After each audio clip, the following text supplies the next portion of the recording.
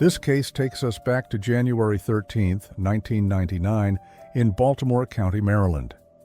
Hai Min Lee, an 18-year-old high school senior at Woodlawn High School, vanished under mysterious circumstances that Wednesday afternoon, setting off a chain of events that would shock the nation for years to come. On that day, Lee attended her classes as usual. She was last seen leaving school at approximately 2:15 p.m., just after the final bell had gone off. She had a busy schedule planned for the afternoon. She was supposed to pick up her younger cousin from elementary school and then head to her after-school job at a LensCrafters optical store in a nearby mall. However, Lee never arrived at either location. Her family became concerned when she failed to pick up her cousin, which was highly uncharacteristic of the responsible teenager. By 3:15 p.m., she had missed her scheduled arrival time at the daycare center, where her cousin was waiting. This absence immediately raised red flags for her family, who knew Lee to be punctual and reliable. As the afternoon wore on and there was still no sign of the girl, her family's worry intensified. Around 5 p.m., her family took the step of contacting the police to report her missing. Officers began by calling Lee's various friends in an attempt to locate her. Among those contacted was her ex-boyfriend, Adnan Syed, who was 17 years old at the time. When questioned, Syed stated that he had last seen Lee when classes ended at school. This initial statement would later become a crucial point in the investigation and subsequent legal proceedings. Officials also visited LensCrafters and spoke to the manager, who confirmed that Lee never showed up nor called in advance to declare her absence. By January 14th, in the early morning hours, the police had managed to reach Don, Lee's new boyfriend. Don informed the authorities that he had last spoken to her on January 12th, the day before her disappearance, and had no information about her current whereabouts. As days passed without any sign of Lee, the search intensified. By January 15th, local hospitals had been contacted and the surrounding area had been searched for Lee's car, a 1998 Nissan Sentra. For nearly 4 weeks, her fate remained unknown, leaving her family, friends, and the community in a state of anguished uncertainty. The breakthrough in the case came on February 9, 1999, when a shocking discovery was made in a large urban park in Baltimore City called Leakin Park. On that day, a man named Alonzo Sears was in the park when he stumbled upon a disturbing sight while relieving himself in a secluded area of the park. He discovered a partially buried body and immediately alerted the authorities, setting in motion the next phase of the investigation. The park was known locally as a place where bodies were sometimes dumped. The location of Lee's body, partially concealed in a shallow grave, suggested a deliberate attempt to hide evidence of a crime. Upon arrival at the scene, law enforcement officials began examining and recovering the body. The remains were soon identified as those of Lee, bringing a tragic end to the search for the missing teenager. The discovery of her body transformed the case from a missing person investigation into a homicide. The autopsy revealed that Lee had died by manual strangulation, providing investigators with crucial information about the nature of the crime. Just a few days later, an anonymous caller suggested that the police should focus their investigation on Adnan Syed, Lee's ex-boyfriend. As the investigation continued, detectives began to piece together Lee's last known movements and interactions. They learned that on the day of her disappearance, she had attended her classes as usual at Woodlawn High School. Several of her classmates reported seeing her at the end of the school day, with the last confirmed sighting at around 2:15 p.m. as she left the school premises. The police investigation took a significant turn when they began questioning Jay Wilds, a friend of Syed's. Jay provided a statement to the police that would become central to the case against Lee's ex. According to Jay, Syed had expressed intentions of killing Lee and had enlisted his help in burying the body after confessing to the murder. On January 13th, Jay claimed that Syed had shown him Lee's body in the trunk of her car at the Best Buy parking lot. This account, if true, placed Syed directly at the scene of the crime and implicated him in the murder. However, it's important to note that Jay's involvement and testimony would later become one of the most contentious aspects of the case. His account of the events changed several times during the investigation and subsequent trials, raising questions about his credibility and the reliability of his testimony. On February 16, 1999, Baltimore police applied for cell phone records for a phone belonging to Syed. These records would later play a crucial role in the prosecution's case against him, although their reliability would also be called into question in later years. The investigation culminated on February 28th when Syed was arrested in the early hours of the morning at his home. He was charged with first-degree murder despite being only 17 years old at the time. Syed's family hired defense attorney Cristina Gutierrez to represent him. Gutierrez was a well-known defense attorney in Baltimore at the time, with a reputation for being a fierce advocate for her clients. However, her handling of the case would later become a point of controversy and a key factor in subsequent appeals. The first trial began in December 1999, but it was short-lived. During a sidebar discussion between Gutierrez and Judge William Quarles, the judge made a comment that Gutierrez interpreted as accusing her of lying, unaware that jurors were within earshot. She vocally objected to this perceived accusation. When it became clear that jurors had overheard this exchange, the judge had no choice but to declare a mistrial. This mistrial, while a setback for the prosecution, may have been a missed opportunity for Syed. According to an affidavit from Douglas Colbert, who represented Syed at his bail hearing, several jurors from this first trial indicated they were leaning towards acquittal based on the evidence presented up to that point. Specifically, 4 jurors stated they would not have returned a guilty verdict.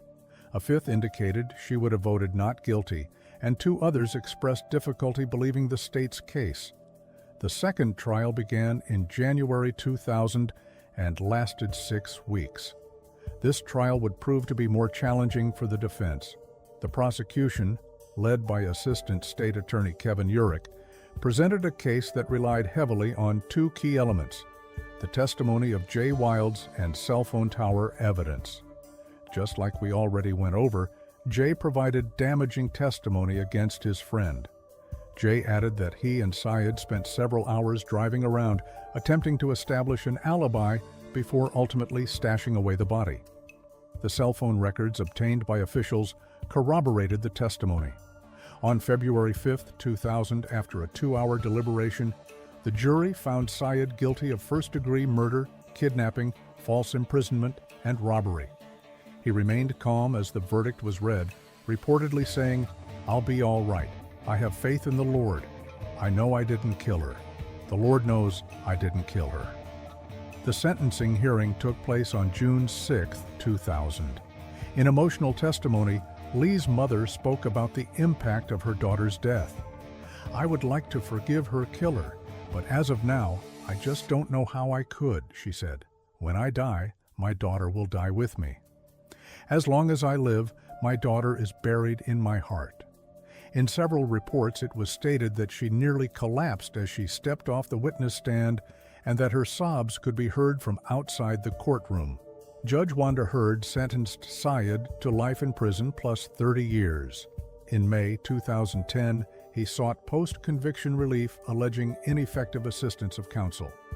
Sid argued that Gutierrez had failed to investigate an alibi witness, Asia Milan, who maintained she was talking with Sid in the library at the exact time that prosecutors said he attacked Lee. In January 2014, the petition was denied by Justice Martin Welch, who found that the failure to call Milan as a witness was strategic rather than an act of incompetence. In March 2022, a joint motion was filed by Sid's defense attorney and the Baltimore City State's attorney, requesting new DNA testing on Lee's clothing, shoes, and kit, which had never been tested for DNA. In September 2022, prosecutors filed a motion to vacate the conviction, citing several reasons, including Brady violations, new evidence, alternative suspects, and concerns about cell phone records. On September 19, 2022, Circuit Court Judge Melissa Finn vacated Sid's conviction, and he was released from prison the same day. Prosecutors subsequently filed to drop all charges against him. Young Lee, Min Lee's brother, appealed the decision to vacate the conviction, arguing that he had not been given sufficient notice of the hearing and adequate opportunity to participate. On March 28, 2023, an appellate court reinstated Sid's conviction in a 2-1 decision. The court found that young Lee was not given sufficient notice to attend the hearing in person and that prosecutors failed to state in detail the reasons for throwing out Sid's conviction. However, the court acknowledged that Judge Finn had given young Lee the opportunity to address the court during the hearing. Sid appealed the case to the Maryland Supreme Court, which initially stayed the reinstatement pending the resolution of the appeal. However, on August 30, 2024, the Maryland Supreme Court reinstated his murder conviction in a 4-3 decision. The court also ordered a redo of the vacate hearing that led to his release, with Sid remaining free from prison pending the new hearing's outcome. Taylor Parker's early life started in a complex web of family dynamics, personal struggles, and a pattern of deception that would ultimately lead to tragic consequences. Born in 1993, Parker's childhood and adolescence set the stage for the troubled adult she would become.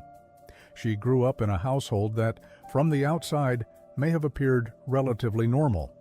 However, as is often the case, the reality behind closed doors was far more complicated. Her parents, Shona and Mark Morton, went through a divorce when Taylor was between 10 and 12 years old, with her younger brother Zach being around 8 at the time. This significant life event likely had a profound impact on Taylor's emotional development and her perception of family stability. During her early school years, she showed signs of what could be interpreted as attention-seeking behavior or possibly early manifestations of more serious issues. In particular, her third-grade year stands out as a turning point. While she had been doing fine academically in second grade, Taylor began complaining of stomach issues upon entering third grade. Interestingly, these health complaints would mysteriously resolve on weekends but resurface on school days. This pattern suggests that Taylor may have been experiencing school-related anxiety or using physical complaints as a means to gain attention or avoid school. Taylor's mother and other family members quickly noticed this pattern and concluded that the issues were likely related to her relationship with her third-grade teacher. According to her mother's testimony, they believed that this particular teacher wasn't providing Taylor with the kind of feedback or attention she craved. This early incident is noteworthy as it may have been one of the first instances where Taylor learned to use physical complaints or fabricated health issues to manipulate her environment or gain sympathy from others. As Taylor progressed through her school years, she became involved in competitive cheerleading during middle school. This activity provided her with a sense of belonging and achievement, as well as an outlet for her energy and desire for attention. Taylor's relationship with her father, Mark, appears to have been particularly problematic. Her brother Zach's testimony painted a picture of a father who was largely absent from his children's lives unless he needed something from them. This pattern of conditional attention and affection from a parent can have profound effects on a child's emotional development and their ability to form healthy relationships later in life. It's possible that Taylor's later behavior in romantic relationships, particularly her intense focus on securing and maintaining male attention, may have roots in this early paternal relationship. As Taylor entered her teenage years, her pattern of health issues or fabricated problems to gain attention and sympathy seemed to escalate. While specific details from this period are limited, the testimony from her later relationships suggests that this behavior became a well-established part of her daily life. Taylor's first marriage to Tommy Way Casey resulted in the birth of 2 children. This early entry into motherhood and marriage suggests that Taylor may have been seeking stability and a sense of purpose through these traditional roles. However, the events that followed indicate that she struggled with the realities of these responsibilities. In 2014, at the age of 21, Taylor underwent a tubal ligation procedure. This decision to permanently prevent future pregnancies at such a young age was considered unusual and may indicate that she was experiencing significant stress or uncertainty about her role as a mother. However, the emotional impact of this decision appears to have been profound. According to testimony, Taylor was extremely upset about the procedure, suggesting that she may have felt conflicted about her choice or that she didn't fully understand the long-term implications of the decision. The following year, in 2015, she underwent a medically necessary hysterectomy. This procedure, which resulted in the complete removal of her uterus, marked a definitive end to her ability to bear children. The psychological impact of this surgery on a 22-year-old woman had a profound effect on her mentally. It's worth noting that these medical procedures occurred within the context of Taylor's first marriage. The stress of young parenthood, coupled with significant medical interventions, likely put a strain on the relationship. While we don't have specific details about the dissolution of this marriage, it's clear that it ended sometime before Taylor entered into her second marriage with Hunter Parker. This second marriage to Hunter Parker was another troubled chapter in Taylor's life. During this relationship, Taylor's pattern of deception and manipulation became more pronounced. According to Hunter, Taylor did not disclose her inability to have children until after they were married. This omission of such crucial information suggests a deep-seated fear of rejection and a willingness to deceive to maintain a relationship. Throughout her marriage to Hunter, Taylor claimed to suffer from a variety of medical problems. She even went so far as to fake seizures, apparently in an attempt to keep the relationship intact. Taylor's desperation to have a child, particularly a daughter, became a dominant theme in her life following her hysterectomy. She told friends that she had been diagnosed with uterine cancer and used this fabrication as an explanation for her inability to conceive in a particularly manipulative move. She offered 2 of her friends $100,000 each to act as surrogates for her. Neither friend accepted this offer, but nevertheless, it demonstrates the lengths that Taylor was willing to go. Taylor's lies about pregnancy and childbirth grew increasingly elaborate around this period. She told people she had miscarried twins and lost another daughter immediately after birth. She even created a story about successfully hiring a surrogate, only to claim that Hunter had cheated on her with the surrogate. The end of Taylor's second marriage occurred in April 2019. Within weeks of the separation, she began dating another man named Wade Griffin. This quick transition into a new relationship suggests that Taylor struggled with being alone and may have viewed romantic relationships as a primary source of validation and stability in her life. As she entered into her new relationship, her pattern of deception reached new heights. She quickly began to spin an elaborate web of lies, seemingly designed to secure Griffin's affection and commitment. One of her most significant deceptions was claiming to be an heir with nearly $5 million incoming for the couple to buy a large farm. Parallel to this, she created an intricate story about her mother stealing her inheritance and hiring a hitman to kill Taylor and Wade. She even went so far as to claim that her own private detective had foiled the plot. In January 2020, Taylor told Griffin that she was pregnant. She provided a due date of September 22, 2020. This announcement came just months after they had begun dating in 2019. But of course, Griffin had no idea that Taylor was actually incapable of conceiving. To sell the lie of her pregnancy, Taylor employed a variety of tactics. She reused sonogram images from her previous pregnancies to prove she was expecting. She would show these to Griffin and others as evidence of her pregnancy's progress. She even faked urine tests to show positive pregnancy results. The exact method she used to falsify these tests is unclear, but it was convincing enough to fool those around her. To avoid medical appointments that would have exposed her lie, Taylor created additional fake stories. She claimed there were bomb threats to clinics where she was supposed to have checkups. She even made up fictitious family emergencies to postpone or cancel medical visits. As her fake due date approached, and people expected to see more obvious signs of pregnancy, Taylor claimed she had undergone a tummy tuck surgery. She used this as an explanation for why she wasn't showing as much as might be expected late in pregnancy. The deception was so thorough that it convinced not just Griffin, but many others in their social circle. Griffin's mother stated that she had assumed Taylor would eventually fake a miscarriage to end the charade. This suggests that while some may have had suspicions, the extent of Taylor's deception was enough to keep most people from directly confronting her. However, cracks began to appear in Taylor's elaborate facade in mid-September, just weeks before her supposed due date. Taylor's ex-husband Tommy took action.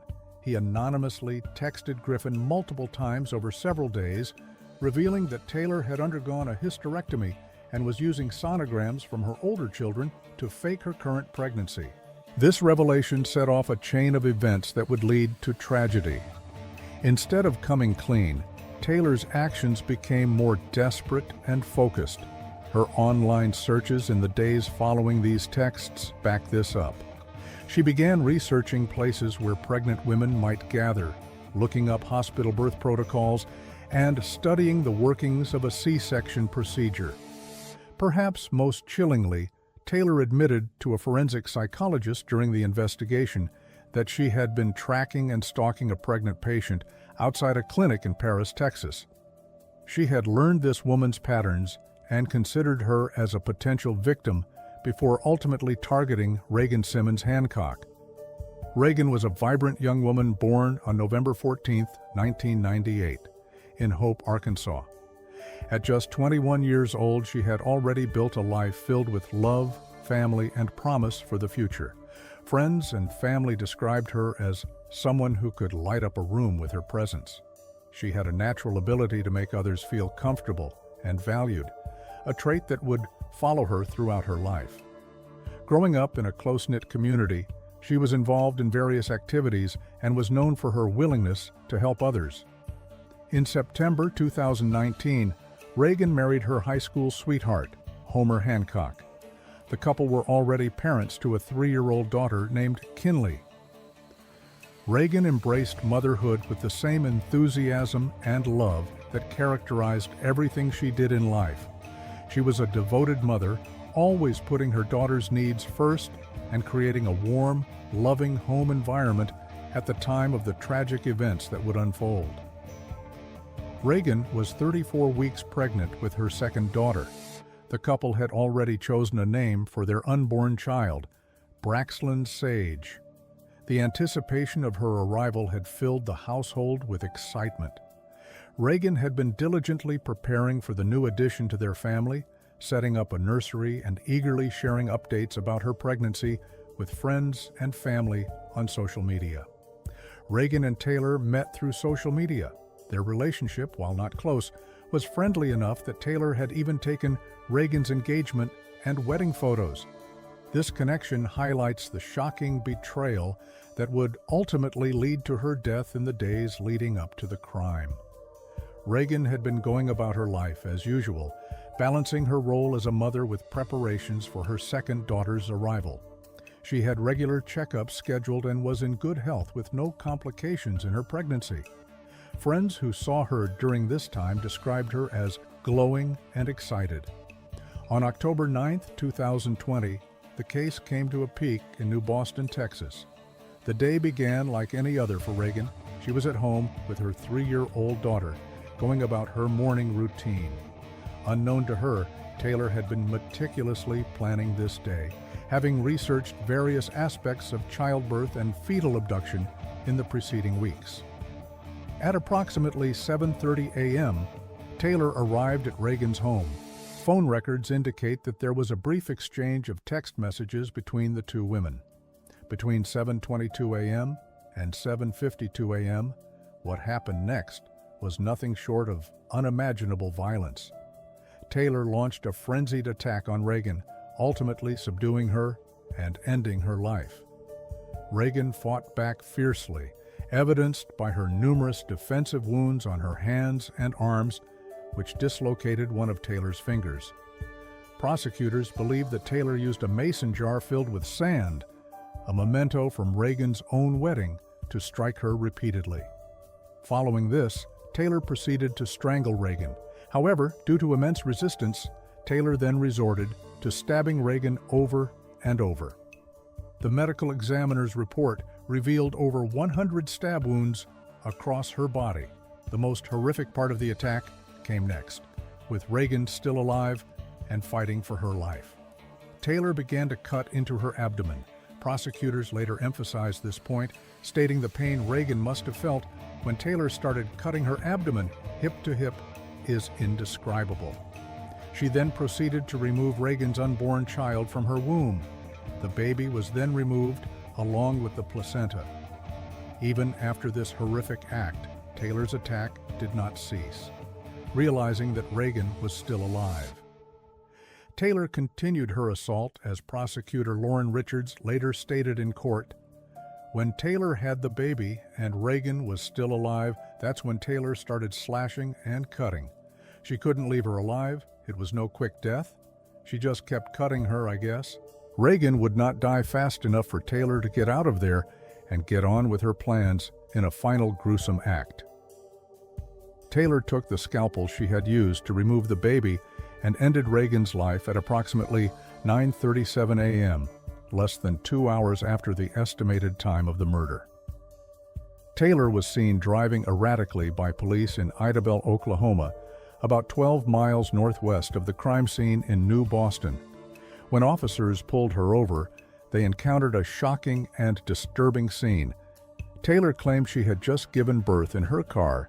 She was holding a newborn baby in her lap, with the umbilical cord still attached and appearing to come out of her pants. The officers, faced with what appeared to be a medical emergency, quickly arranged for Taylor and the baby to be taken to McCurtain Memorial Hospital. It was here that Taylor's scheme began to unravel rapidly. Medical staff at the hospital quickly determined that Parker had not given birth. An external examination revealed she did not have a uterus, and an internal exam showed neither blood in her vaginal canal nor the presence of a cervix blood test confirmed she had no pregnancy hormones in her system. Despite the mounting evidence against her, Taylor continued to insist she had given birth. She even went so far as to claim that Reagan had asked her to cut the baby out after a physical altercation in a futile attempt to justify her actions. This claim would later be thoroughly debunked by the evidence and Taylor's own conflicting statements while she was being examined at the hospital. The baby was given emergency care. Tragically, the infant had been deprived of oxygen for too long and had suffered extensive brain damage despite the efforts of medical staff. Braxlin was taken off life support and declared dead at 1:22 p.m. on October 9, 2020, just hours after being violently taken from her mother's womb. Meanwhile, back in New Boston, a horrific discovery was about to be made at approximately 10:20 a.m. Reagan's mother, Jessica Brooks, arrived at her daughter's home. She had been unable to reach her and was concerned she found Reagan's body on the floor, surrounded by blood. Jessica immediately called emergency services. Law enforcement quickly responded to the scene. They found Reagan's 3-year-old daughter in the house, unharmed physically, but having potentially witnessed some part of the horrific crime against her mother. As investigators began to process the crime scene, they quickly made the connection between the murdered pregnant woman in New Boston and the woman claiming to have just given birth in Idabel. The timeline of events, the proximity of the locations, and the circumstances all pointed to a direct link. DNA testing was quickly ordered to confirm what investigators already suspected, that Taylor Parker was not the biological mother of the baby and that the infant belonged to Reagan. After the connection was confirmed, Taylor was arrested for kidnapping and murder. In the days following her arrest, more details emerged about the elaborate scheme to fake a pregnancy.